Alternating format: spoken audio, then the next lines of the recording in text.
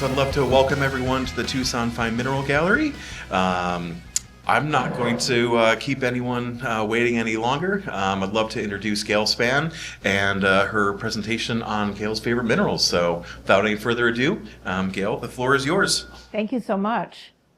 And you've turned on my mic. Yes. There we go. So I don't have to yell. I don't have to do my mom voice. So I'm Gail Spann, and I'm avid mineral collector, both digging in the ground and purchasing from wonderful people and buying old collections. And I do this with my husband, Jim. 2 of our 4 children are active in the mineral world with us. Our daughter is our collections manager, and our son is a photographer, Tom Spann, if you've seen his work. And most of these photos are from Tom Spann. So, to get me started, we learn about these buttons. So, yes, look at that. I didn't know I could do that. I worked on, that happened by mistake when I made this program, and I think that's kind of fun. So a little bit about myself. I live in Texas. I was born in England and moved to Massachusetts, Canada, and ended up in Texas. Hi, Hannah. We've been collecting this year in July for 19 years. I'm the president of the board of directors of the Rice Northwest Museum of Rocks and Minerals, and Kim is our executive director. I serve on the board of the Mineralogical Record, if you know that publication, and I've done that for a number of years now. And I serve on the board of the Hudson Institute of Mineralogy, and we have MnDAT. I'm sure all of you use MnDAT. And I keep busy. So I'm a past board member of the Perot Museum of Nature and Science in Dallas, and my husband and I were very active in helping to build that museum, and we always have minerals on loan there. And I'm a watercolorist and photographer, and I love to cook, and I'm an avid animal lover, so we rescue potbelly pigs. We had goats. We no longer have any goats. And 4 children, 10 grandchildren.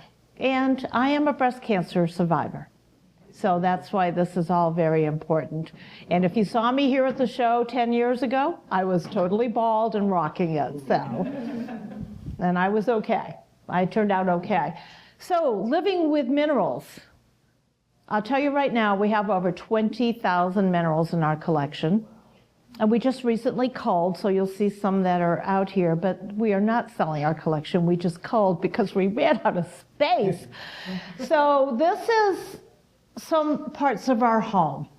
And the fact that minerals took over our passion, it became our passion. And so when we realized our house was not big enough to house that many minerals, we just added 9,000 square feet onto it. Okay, and you know what, it really wasn't enough. But we have this fabulous room that it's a tornado shelter as well as a vault. So it's 1 foot thick steel and concrete. Our minerals are safe in there should a tornado come through. And in Texas, that does happen. And then I gotta remember how to make these things happen. We entertain. So, hey, come on in. We entertain a lot. And we do a lot of fundraising and charity. So that's me. That's my husband just says, whatever you do, Gail, you do. But it's, we have cabinets all throughout the house on 2 stories, and it's quite a delightful thing. And over the course of collecting, I have found that there are pieces that are just my favorites. You know, the ones that you got in a special anniversary gift, or you got it because you looked at it, you walked away, you come back and you look at it again and you walk away, and then when I come back on a 3rd time, it goes home with me. That's just the way it is. So we have tables built with all these beautiful bits and pieces through it, so when we sit around, we can talk with people about minerals. So I got to remember which button does what. So bear with me as I figure this out. Now it's this one. Okay, this one does that. I think that's kind of cool. So, and in our home, this is the table. We entertain a tremendous amount of mineral folks. So curators, collectors from all around the world will come, and I like to cook. And occasionally I'll do 200 people for brunch in my home. and then I sleep for 4 days. So, but this is a table we had built, and then we support a lot of the, which one does that? A lot of the local, we support artists who make interesting mineral things and paintings and everything else. So those are also in my favorites. Now, this one, yes. So you can see in our home, and there's my husband in the little kitchen above the sink window. Hello, hello. But we have cases everywhere, except the bathrooms. We don't have any yet in the bathrooms, so that may be coming. So to start talking about some of our favorite minerals, I know that briefly when I first started collecting, I started collecting the color orange. Okay? No science, just the color orange intrigued me.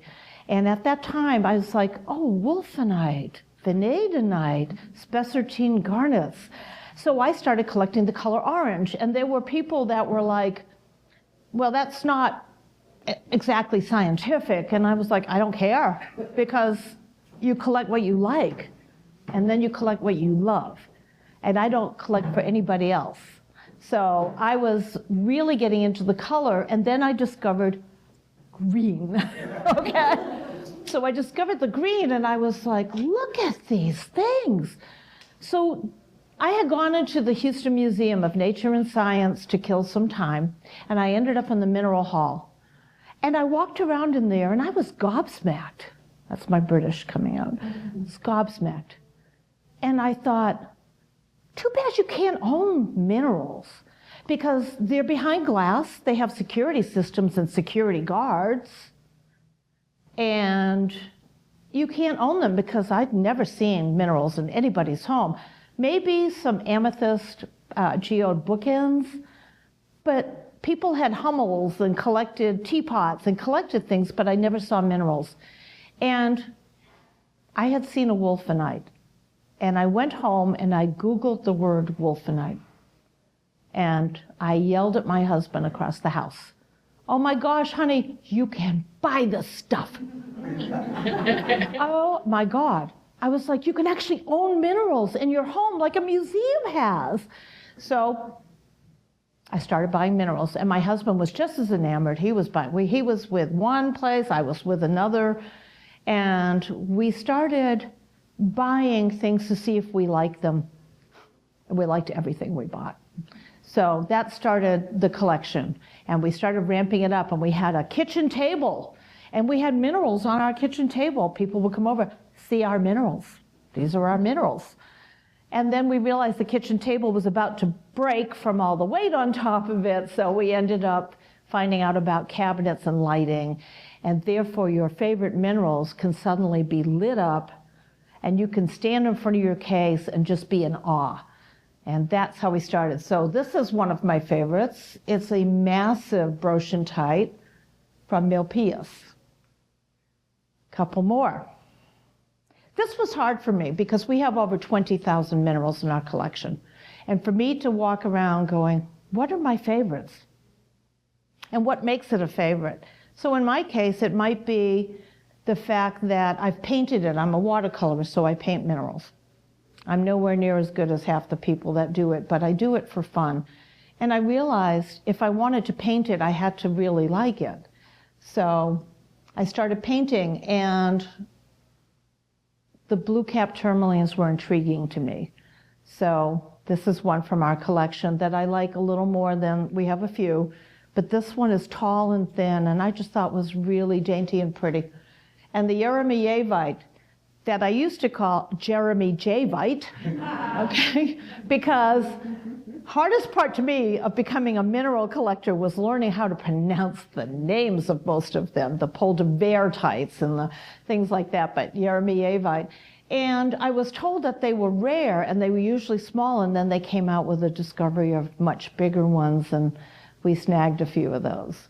When we are getting our minerals, it's not just my husband saying, oh, should we get this? It's both of us talking. And then when I love a mineral, but I don't want anybody to know because we haven't gotten the price yet, I kick the heck out of my husband under the table. So he knows that I want it, but I'm not going to say I want it, so.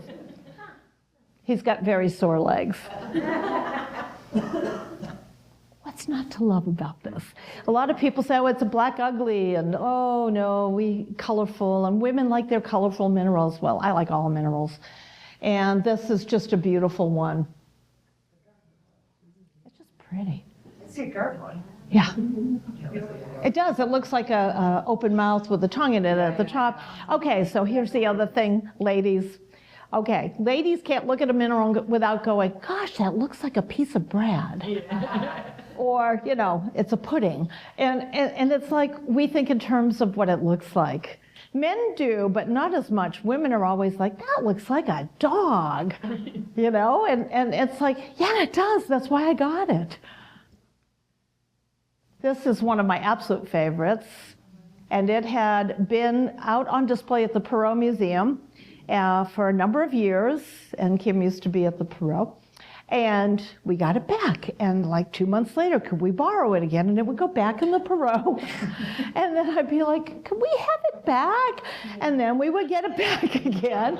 And it went back a third time for a quick Chinese exhibit. And you were the one that was coming, and I'm going, could we have our piece back now? So we got it back. It's called the Wutong Princess, because sometimes I like to name our minerals. It's really fun to go, you know, if I say to Jim, let's get that rhodochrosite for the display, and he's like, we have rhodos from everywhere, but if I say, could we have the Wutong Princess, then he knows, spot on. So our grandchildren say this looks like watermelon, and most people see it as a big rose. But it was one of those that, talk about Gail's favorites, we walked into a showroom as the dealer was sliding it in to the case, and I said, whoa, whoa, whoa, whoa, whoa, back up with that, and then we ended up getting it. So I couldn't let anybody else have it because I really wanted it. It's one of my favorites. It's big. Okay.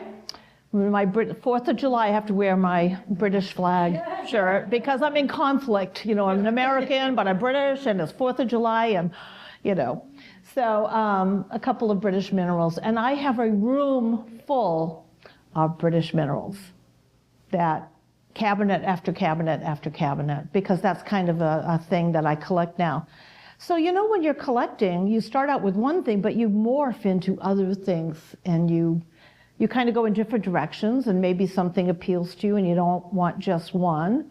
Like Mexican hemimorphites, I have over 200 of them. My husband said, when is enough enough? And I'm like, I don't know, I haven't reached that stage yet, you know? So pyromorphite, quartz from Rotten Gill, England, and loroconite. Loroconite to me is the holy grail of British minerals. So I have a few of those, but that color is extraordinary. And the history and the provenance. This is in our collection. I hung it around my neck briefly so I could say I wore it. It's not the Hope Diamond, and it doesn't have a curse on it that I know of, but it's a really cool necklace, and it's, you know, it's got the cuboctahedral pyrites on it. Now, they probably were shiny when it first came out, but they're no longer shiny. But I love the fact that it belonged to a baroness who was a collector a long time ago. So one of my favorites in our collection usually involve them belonging to a woman a long time ago, who's no longer alive, but dared to go into the mineral collecting when that was not considered appropriate for women. So. And over here is the copper leaf cuprite, prehnite, and chrysocolla. And I noticed when we show our collection, many people walk right past it and don't pay any attention to it. But if you look at it, it's pretty darn amazing. Am I driving you out, Dimitri? Sometimes that estrogen just gets pretty hefty. And this hiddenite, intriguing, absolutely intriguing. And they don't usually come very big, and this one's just over 5 centimeters, and it's outstanding. And like anything, things become my favorite when I research them too. Sometimes I realize this is a spectacular specimen compared to what has been pulled out in the past or what is around. So that can also make a Gail Spann favorite, is the fact that it's an extraordinary one from a limited amount that has ever come out of the ground. And topaz, those pink topaz, we have a few, but this one I really like because I like what's going on inside of it. The pink color is extraordinary, so Cat-Lang topaz have been on my favorite list since day like 20 of collecting. Now, who can say this? Because I'm never quite sure. But what an amazing specimen. And the fact that it's multicolor and rainbow and just is just beautiful. So beauty also counts for what makes a favorite specimen. You know, my husband is more into detail on the science and what level of a mine it came from, and, you know, the history of what that region was like 100 years ago. And for me, sometimes it's just a matter of walking past a case and stopping, and something takes my breath away. And why wouldn't I want to have something in my collection that takes my breath away? So, yes. Oh, pseudomorph. Sorry, pseudomorph. So there's stibnite underneath there. And centermontite. Yeah. Sorry, this is just one of those names I'm struggling with my tongue over. Anyway, it's beautiful, and it's quite large. So it's, when it's well lit in a cabinet, it's just extraordinary. This piece has gone around the world. It's been on loan. We've loaned it to many places, and it was at the Munich Museum. Not the Munich, the Munich show. Yeah. So it was at the Munich show, and people were photographing it, and one guy was actually kind of claiming it as his, so I had a little fun with him. And then what makes that special is that it started out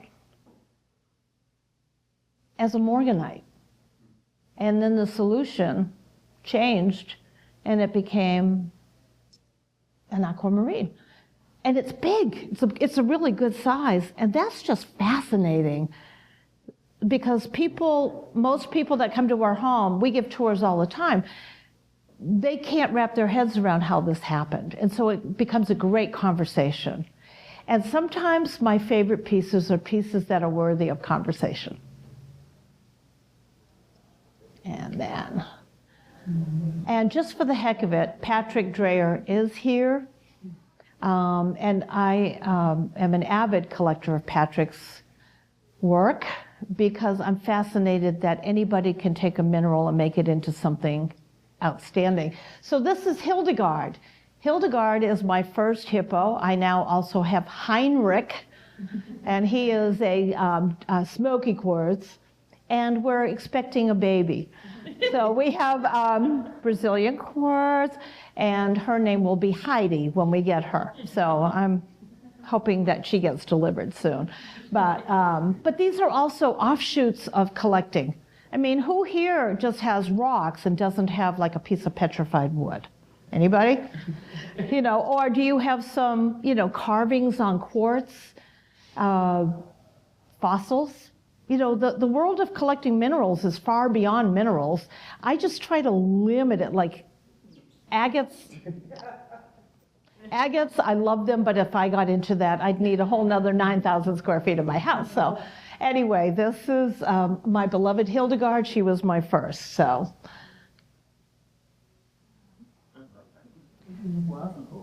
What do you think people want me to do with this photo? They always request. They want me to turn it up, and I'm like, no, it's on its side. It's goethite, it's not really a jellyfish. But I have seen people take my photos and they turn it up, and then our son's name is like sideways on it. But this is goethite. Goethite is not a particularly rare mineral. It's not an expensive mineral. But I have a thing for goethite. And I love this piece, because it looks like a jellyfish too. And the stand that we have for it, you know, is just, it has to fit into it exactly, but it's beautiful. If anybody knows this piece, wow. It's just wow. And it's a good size too, and it's been published a lot, but it's a citrine quartz with all that dioptase on it. And you know how hard it is to photo that darn dioptase. It always looks mint green and not beautifully deep green, but it just, when I saw it, it was like, we have to have that. So we have that. Anyway. And people are like, if ever you want to sell that, and I'm like, bite your tongue, because I'm going to be dead, because I'm not selling it. So, and the delicacy of how this formed is just still amazing to me. So sometimes your favorites are just like small and simple and maybe not that rare, but it's just something that talks to you. And this one talked to me. It just was so beautiful. And a lot of times, you know, people use terminologies, chatoyant, and all of these things, and those are great terminologies. But the bottom line for me is, I just love this piece. I love it.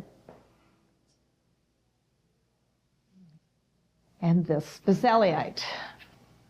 I have a thing for Vesaliite from Montana.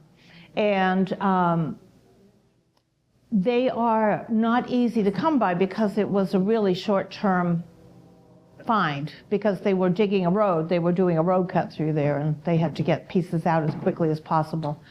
So I have 4 of the Vesaliites from this location, and it's just something about that color. It's just amazing. And the crystalline shapes and the aesthetics of the piece. And I'm really happy to have this. There's a bigger one that I have that my husband snuck and hid from me until Christmas a few years back. And we had seen it, we had talked about it, and the man who had it put it in my hands, and I said, "Hello, my precious. One day you shall be mine." And I gave it back because it was quite expensive, and I was enamored. Jim wasn't as enamored, but what I didn't know was when I left, he had talked about getting it, so it was presented to me at Christmas, and I really love it. I'm easy. I like jewelry, but I like minerals. Cerussite, on cerussite. And this piece is small, but this is my breast cancer surviving mineral. I got this when I went through that whole experience, and I wanted something that would be special to me. So that piece came into our collection, and I often use it as a reminder that I survived, and I'm fine, since we're all talking breast cancer this week. And a malachite, like, wow. They are just amazing to me. I'm just a fan of malachite. And here's something that I could stare at that all day long. And I can, and then my dogs get hungry and I have to like stop what I'm doing. But cerussite, linerite, smithsonite, caledonite. Wow. Wow. So again, for me, sometimes it's a combination that makes Gail Spann love a mineral. It's the combination of everything that came together to create something like this. And it's fascinating to me. And once you get a microscope going, goodbye. Dinner's not going to be on the table because I'm going to be busy. And then this quartz with the grass. I had that in a display at the Tucson show a few years ago with a little tiny lawnmower next to it. That made it kind of special for me. And that's a piece I really love. Malachite nazarite from Sumeb, but fascinating. Do you ever hold a piece in your hands and you know that you have labels from the 5 people before you that owned it? And you're holding it and you're like, they held this the same way I'm holding it and they loved it too. That's another thing that makes me like a mineral. The provenance that comes with it, the incredible passion somebody else had for it, and now I'm holding it, And I'm like, wow, Washington Roebling held this rock before me, and now I'm holding it, and what history and what provenance, and they liked it, and I like it just as well. Stellarite. I'm kind of a nut about stellarite. It's not a mainstream mineral that people have. I go to people's houses all the time. I don't see it very often, or I see little ones. So this is a stellarite that we have in our collection that I'm just intrigued by the richness of that color. This was my opening slide too, the Shigite. I have no words really for this one because it's just how on earth did this grow like this? You know, I wish I could sit there and watch a long-term video of how these minerals form the way they do. But it's like little sheets, it's like phyllo dough. Here we go with the food again. And this is a really nice one. We have a few others. We got one from a starving college student years ago to help him out pay off some of his bills. And that's when and it was small, it was a perky box size, and I loved it. And then when we had an opportunity to add more, because one is never enough. Sorry, one is never enough if I love something. And my husband's very tolerant, and I tolerate when he thinks that one is not enough too. Or it comes from a rare location. We collect locations. So we might have fluorite from one place, but we have fluorite from 300 places because that makes a collection and a suite. Reemsvasmak. That's another word I always struggle with. But this fluorite it's just like somebody popped it and glued it right on there. And it's not. It's absolutely beautiful. And this is during my green period when I really like the color green. We were picking a number of these up, and then the malachite and the shadokite is beautiful, sculptural. And when I decide on what I want to paint, it would be something like this that had form and shape, and I could mix colors and do wonderful things with watercolors to paint that. This emerald is not big, but it's beautiful. And I like the fact that it has direction and interesting movement. When you get a cabochon of something, it's there, and it's there. It doesn't have any movement, it sits there. But something like this, as you turn it slowly, it offers you more and more beautiful views of the piece. And it's really fun for me to get a mineral that's nice all the way around and not just on one side. And this euclase is something favorite in our collection, and that is not faceted, that's the crystal and the way it grew. And that color is amazingly rich, and it has interesting things going on inside, and yet it has a whole gemmy top section to it. So it's not real big, about that big, but it's fascinating to look at, and it's one of my favorites. Does anybody know the gummy worm? Yeah, we call it the gummy worm. Some people call it the lips, and somebody else called it like somebody's, intestines or something. I'm like, no, I can't love intestines, but I can love the gummy worm. So as far as we know, we have had everybody, Mexican experts in our home, everybody. And the best we could say is that it's from Santa Eulalia. And it was in a Min record like in the 80s in black and white. And it just somehow ended up coming to us. And I said to Jim, this is really unique. We should get this. And it's in our collection, and it's like in pyrite. It's like, how did that happen, But it does not have a center seam, which makes it fascinating. So we don't think it's a stalactite or a stalagmite because it doesn't have a center seam in it. We've had it x-rayed and everything else. So somebody rolled it in sugar, looks like, doesn't it? So that's why it's the gummy worm. Fascinating piece, always enjoy it. We have paintings of it.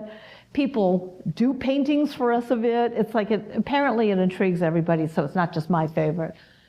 And here we have hydroxylbasnasite. with dolomite, and I find that beautiful. It's like something floating on clouds. So how many here collect things that they think are beautiful? Every hand go up? Yeah, it should. Because sometimes it's about the beauty. It doesn't matter if it's a common mineral that you can see thousands and thousands of. It's like cavensite. Cavensite intrigues people all the time, and they're not available in the way they used to be, and so, but everybody wants to have that beautiful blue mineral in their collection. And then this is quite a piece, and that just came back from the Munich show, and Tama Higuchi had done a painting of it, and just an amazing garnet. It's not particularly huge, but it's absolutely pristine, and when you try to explain that crystal form to people, they just can't believe that human beings haven't had some influence in there. This acanthite, it almost looks like an alien from outer space with some kind of armor on. But the fact that it has just a beautiful rainbow on it is quite nice. And how do crystals grow like that? It's like, it just makes it so fascinating. John White, if anybody knows John White, was walking with me one day, and he says, I want to show you a piece I saw in this obscure little room. And we went in, and he pointed that out to me, and I said, are you interested in it, John? He goes, no, no, no, no, no. You need it for your collection. So I bought it, and I bought it because I think it's beautiful. But you know why else I bought it? Because John White wanted me to have it in my collection. And John White was the curator at the Smithsonian of the minerals for almost 30 years. So it comes with a story. And that makes it a favorite of mine. This copper just sends waves of heat up my body because it looks like it's something reaching out at you, but it's an absolutely beautiful copper. So for me, I love gold, I love crystalline gold, I love silvers, I really do, but I absolutely adore copper because copper offers so many fascinating ways that it comes. It's just, we'll have a few more coppers, but it comes from so many locations, and it's almost to the point now where I can look at a copper and tell you where it's from. So this is one of my favorites because I could get lost in this with a microscope for hours on end. And then my husband wonders if I'm still alive. Okay, and he does it too. This piece, Goethite on quartz with Amazonite. I hated Amazonite and smoky quartz. It's the only mineral I ever really hated. And I love the family that digs it, absolutely adore them, but I hated it. I was like, no, we don't want that in our collection. No, I don't like it. It looks like witchy fingers and bad turquoise. So I said to my husband, I don't think I want to add too much of that in our collection. And he flew to Houston for a meeting before he flew back to Tucson, and I went into their room to say hi to the family because I like them, right? And when I was in there, I said, oh, you guys, I love you, but you know, I'm not a huge fan of Amazonite and smoky quartz. And so their son said, I have one I think you might like. And I said, I doubt it. So what does he do? He comes walking out with this. And I said, oh, that's rather funky. That's kind of interesting. And I said, what are you asking? And he told me a number, but not how many zeros were on the back of it. And I said, so I, in my mind, took a zero off because I was tired. And I don't particularly like Amazonite and smoky quartz, so why should I pay a lot of money for one because I don't like it? Except I did like this one. And I said, do you take credit cards? And they said, yeah. They looked at each other kind of funny, and I gave them a credit card, and they ran it, and they put the bill in front of me, and I went, my husband's going to kill me. Okay, I signed it. And they walked me to the car, made sure I got in the car okay, and I went back to the hotel room because Jim was flying in the next day. And I took that out of the box and I looked at it and I said, I love this. This is my daughter, by the way. She's the one giggling the most up here. I love it. And so I called Jim and I said, oh, honey, you're not going to believe this, but I bought an Amazonite smoky quartz. And he goes, what? And I said, I love it. And he never asked me how much it was. So I drove back. I put it on the desk of the hotel room, and I looked at it, and I said, all right, I did it. We're going to keep this. I love it. And after that, and when he found out, he said, that's okay. Because we, and not that I need his permission, but we do this together. So, I mean, buying $100 or $200 rock's no big deal, but if we buy something a little more significant, we usually decide together. And this was the case, but he said, I love it. So, we own poodles. And so, it's like the groomer was in to do the top knot on this piece. But it's got a collar of onagite, and I just think it's fascinating. And now we dig there quite a bit. Here's another piece that we quite love, and I enjoy the differences on this piece and the white part as well on the feldspar. So now I love them. Isn't that funny? You can go from not liking something to liking it. The only other one I don't like is Pargasite. So I love Amazonite and smoky quartz so much now that I like to dig it out of the ground. So this past year, we offer a charity dig that people will write a check to our favorite charity, which mine is Poodle Patch Rescue. And we have a number of dogs from them. And so we said, if you want to come digging with the Spanns, you'll write a check for so much money, and then you go with us and we'll go dig. And so the pocket got named the Poodle Patch Pocket by the Doris family when we were digging. And I pulled that out of the ground, and that's what it looked like, and that's my husband Jim. And that's what it looked like a couple of weeks ago when they delivered it all cleaned up. And I could never let anybody else own what I dug out of the ground. It's yours. You worked hard at it, and it was a top plate, and I had to lower it down and carefully pull it out. And so that's really special to me, and I love it. So you're going to hear me say that a lot, but I love our minerals. We have 20,000 for a reason, because we love them. And we love the science, and we love the old maps, and we love the history, and we love everything about them. And I have a group. I have 2 members right here for the mining minions. I take women digging all around the country and get them involved and let them understand. And a lot of them are like real estate agents. They have beautiful nails, not for long. So we take them out, and this is Amanda. She's a top-notch real estate agent in Dallas, and man, you can't stop her from digging. So who's that in the background, do you remember? It's to the right? Anyway, that's one of our mining minions. So going in the old, above the Sweet Home Mine, we go in the Detroit City portal and go have fun, and we actually get to dig a little bit and kind of pull out some pink material. But it's something we enjoy doing, and the more I understand how a piece comes out of the ground, the more I fall in love with it. So, speaking of Sweet Home Mine, this is a piece, the Strawberry Pocket. I love the composition. It's just beautiful in that rich, rich red color.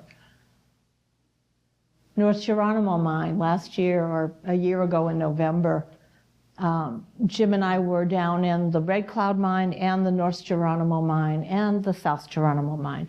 And this is a big piece of vanadinite that I just plucked off the wall with some chopsticks and a screwdriver and pulled that out of the ground.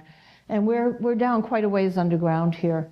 I used to think I'd be afraid of that. I'm not. I'm not afraid of crawling in the dark at all, because there might be a mineral at the end of that crawl. So, and this is our piece that it's a little fuzzy in the photo, but it's never been washed. I mean, it came out like that, really nice and clean, and it's fascinating. So I love this piece too. So, anybody go to Munich and see this tub a few years ago? I didn't, but my husband went and he took a picture with this bathtub. And my friend said, oh, he's going to get you that. And I'm like, no, it's in Munich. I don't need a bathtub. I got bathtubs. Where are we going to put it? Nowhere, right? Because I've got 20,000 minerals in the house. I have no space for anything anymore. And then a friend of mine said, you like malachite, don't you? I've got this tub. And I'm like, not the tub from Munich. And he said, yes. Yes, I have it. It's in China right now. It's been in storage since COVID. But it's coming back, and it's coming to Dallas. And I said, and you're going to divert it to my house, right? And my husband's kicking me under the table to stop. And I'm like, I'd really like to have that tub. And he called. He said, it's on its way. It'll arrive at 3 this afternoon. And I had a piano there, and I said, move the piano! Get it out of the way! And we made space, and we put in this malachite bathtub. And it's not, I don't sit in it. I have a bathtub upstairs. But it's art. So it's really been fun that I love this bathtub. And it's just a different, again, another sidestep of collecting minerals is collecting things made out of minerals. Here's a spinel and a komengite. And they're not huge, but what a fascinating way that they grow. And the komengite, wow. I just find those amazing. It's like but you know, if you had a bunch on the floor, it's like having tacks on the floor. You don't want to step on those. A fluorite from the Hudson Valley. Extraordinary color and zoning and beauty. One of my favorites. Here's the beastie that won my heart at the Houston Museum, except it was George Romero's big plate. And I looked at it when I didn't know about minerals, and I said, minerals don't grow like that. Minerals are pointy things. This has beveled edges on window panes. And that was that first fascination. I need to understand more about this. And then I bought a wolfenite online, and it came in laundry detergent. Packed in laundry detergent. And I was like, not only do I get a mineral, laundry detergent, okay? And the funny thing was, when I was growing up, my mother would get a box of laundry detergent, and there would be like silverware in it, and glasses, and dish towels came with laundry detergent. So it was kind of reminiscent of my youth. Anyway, that's how I got my first wolfenite, and it made sense to me after I realized that that's the way you stop the crystals from breaking. Because this thing, a couple of years ago at the Tucson show, there was a big poster of this, and I just thought, oh, you know, we have quite a few aquamarines from Pakistan and Brazil and places, Idaho. But this thing was just like, well, that's just really cool. So we ended up getting the bow tie and being quite happy. And I like to take silly pictures and send them to friends. And this was there also. I had seen it at the end of the show one day, and we went back to our hotel, and all night long, I lay in bed going, we need to go back and get that piece. Jim's sleeping just fine, and I'm like, that thing is amazing and exquisite, and we need to go back. So Jim in the morning, we got to get there when they open. We got to get there. Somebody's going to snag this piece. And we went back and picked up this piece, and we were just joyful. So we got the bow tie and starburst, but then we got, I don't have a photo of it, a big one that is full of crystals that we call aqua sea spray. And that's also came home. So we're determined not to add too many more aquamarines, and we just kind of went overboard. Beautiful mineral, polybasite. Just absolutely beautiful. What's not to love? Because it's got color and vibrancy and shape and form and crystals and stacks and all sorts of things. It's just an exquisite creation. Our Medina Aqua. this came to us in a great way, and we snagged it, and it's been in a few museums around the country, and that's me kind of holding it, being silly, but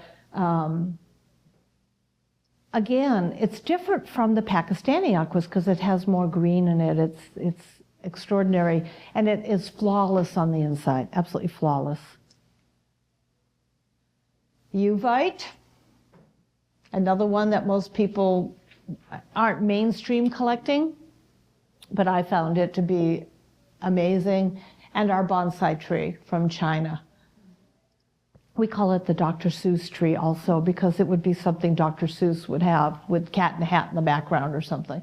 So what I love about it is the fact that it survived and isn't busted up in pieces because it's fairly delicate. This copper, okay.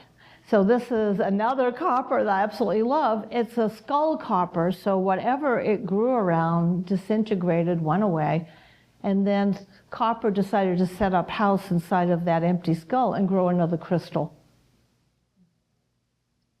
I can look at that for hours and I can tell stories. When we do a walkthrough of our house, people will stop and go, "What's going on here?"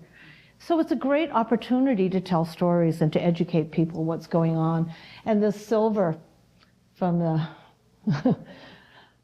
Chakawaka. I know how to say it at home. I just can't do it today.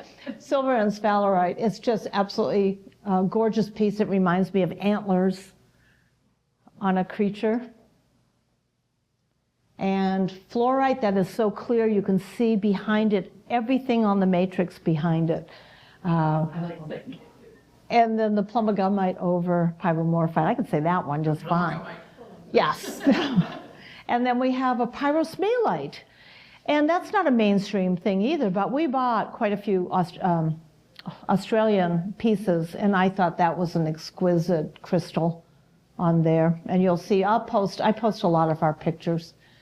And this is actually kind of a fuzzy photo, but this is my favorite piece in our collection. People always ask us that. What's your first one and what's your favorite? This is my favorite piece in our collection. And it's favorite because of who it used to belong to. And it was a woman whose husband was rather mean to her. And it was in their collection, and I firsthand witnessed him being mean to her. I didn't like it. And I had become friendly with her, and I told him off because he started being mean to me, and I said, "You don't talk to me like that." So they went back to the country they came from, and then she writes to me and says, "I'm free. I'm free of them. Are you interested in that propeller and a couple of others?" And I said, "I sure as all heck am." And she very kindly passed these on to us, and the propeller was in there. It had been the poster for the Dallas Mineral Show, and I had that little poster next to my bed lamp, and at night I would look at it, and I loved it. And then for this woman to be free and to get this mineral from her to help her continue on her journey, this is my favorite piece in the collection. And it is wonderful having a husband that shares your passion for minerals, and thank you all for coming. I appreciate it. You may wake up now, sir. Are there any questions? No questions? Who wants to come visit sometime? How did you decide what to finally cull from the herd? That was the most difficult thing we've ever done. So we let some pieces go to Collector's Edge. They're on consignment. We did not sell them. That was hard, but we ran out of room. Our cabinets were so crammed you couldn't see anything. You couldn't see the forest for the trees. So a lot of the things that we culled out were big, so we could make room. Yeah. And that was hard. And believe me, a lot of stuff came back because I was like, you can take these, but no, that's got to stay. No, I want that one back. And so anytime I can go over there and tell them I want something back because we still own it. But we had to cull because a lot of them I have 20 of. And people think like, that's a great mineral. And I'm like, it's great, but I have 4 that are greater. So that's how that happened. We culled because we have no space. We are now we just decided to add 6 more cases and to let another guest room go away. So nobody can stay with us anymore because minerals have taken over bedrooms. But it was hard. It was hard. And when I go over there and look, I'm like, you know, not easy. But you have to cull if you collect that many minerals. And we're still collecting, and we have a lot of minerals that are in a storage place in our home that we haven't been able to put out because we didn't have space. And Erin Margaret is our collections manager, and she'll tell you, we have no space. We have no space. Right. So that's the life of what we're doing. We love it. We serve on boards. We like to be ambassadors. We are part of the community. And, you know, we appreciate every single person who pulls a rock out of the ground, every single person who cleans one, who purchases them and sells them. We appreciate everybody who does that because it keeps our world going. Yes, Deborah. What's your best tip for keeping track of what you have? Okay. Number 1, make it happen fast. Don't put a rock aside and 2 years later go, oh, what did I buy that from? How much did I pay for that?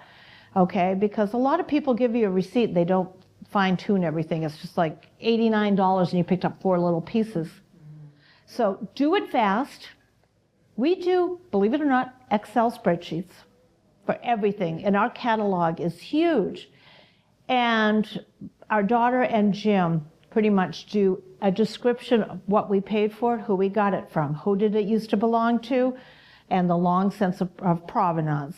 What mine, what level of the mine, if we have that, we put all of that in our catalog. And so I keep it on my phone, I update it constantly, so if I need to look up a piece. We number everything with a lone star and then the number. So the lone star for our Texas, of course, and then the number. And every single thing is not allowed in a cabinet until that's been done. So that's why Jim's office is piled high with stuff. But no, we've tried all sorts of different software that people have offered and spent money on. So Excel spreadsheets work for us. Photos you can't do because if you have 20,000 pieces, you'll never be able to do anything on your computer.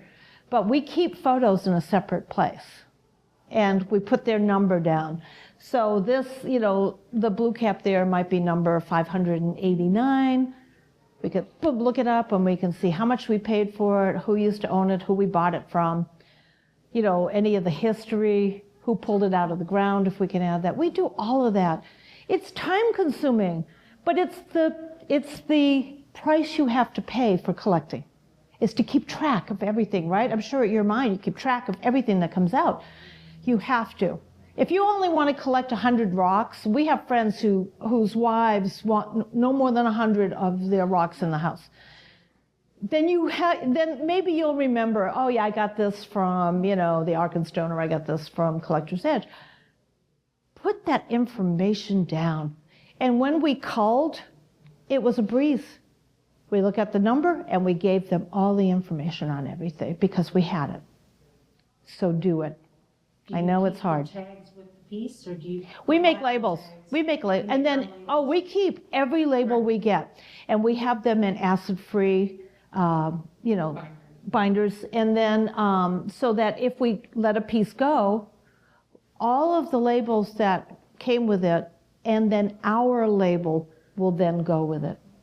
So how do you keep track? If it's just a description, and not a photo, and you can't put a number or anything on the piece, how do you keep track of which one? All our pieces have numbers on them.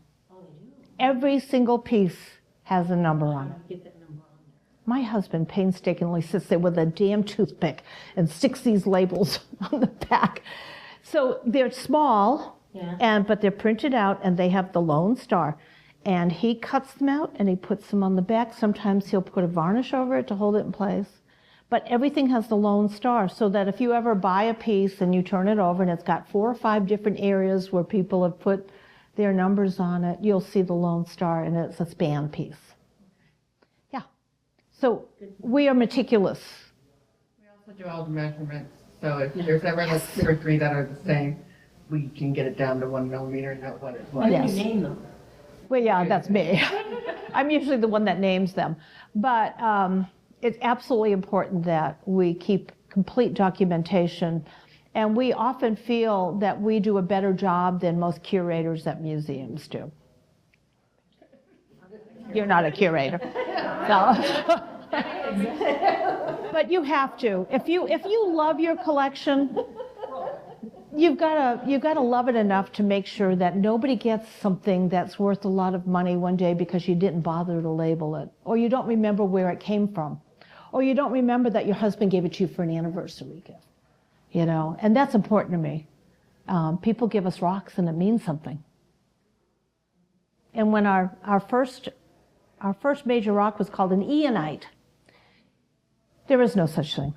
It's an Ianite because our grandson, Ian, picked it up off the driveway and gave it to me and said, "Here, Nanny, for your collection." That is in our collection with a number, and it's on a base, and it's got a label, and it's in our collection. That one day maybe somebody will have a good laugh that in our catalog it says, "Picked up off the driveway by grandson." You know, and that makes you love a mineral. I love that mineral. It's just a silly rock, but anyway, any other questions? I don't mind talking. I've had 2 cups of coffee. No other questions? It's so nice of you all to come here. Thank you so much. We love it. We live right outside of Dallas, and we appreciate all of you mineral people greatly. One last question. How would you find one of the groups that comes to your house? Do you like join Dallas Gem and Mineral, or how could? Well, we're members of the Mineralogical Association of Dallas, which is a great group, but we vet people. Nobody can just come to my house and we vet people. And we have to know people they know. And then I will ask those people, how do you know these people that want to come to my home? Oh, no, they're great.